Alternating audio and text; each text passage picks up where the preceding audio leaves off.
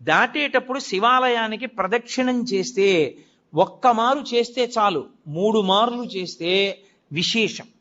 ఎందుకని 3 మాటలు? భగవాన్ రమణ మహర్షి ఎందుకు గిరి ప్రదక్షిణం చెయ్యాలి అన్నదానికి చెప్తుండేవారు. అంటే మీరు ప్రదక్షిణం చెయ్యడానికి కాళ్ళు కదుపుతుంటే మీ పాపములు కాలిపోతాయి. మీరు ఏ కోరికతో అలమటిస్తున్నారో ఆ కోరికలు ఇవ్వబడతాయి.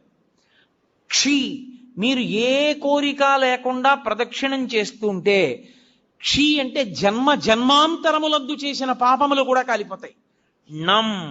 ఆఖరి ఊపిరి దగ్గర పాపపుణ్యములు లేని స్థితి కల్పించి మోక్షం ఇవ్వబడుతుంది. ప్రదక్షిణం, అందుకు శివాలయ ప్రదక్షిణం వచ్చింది.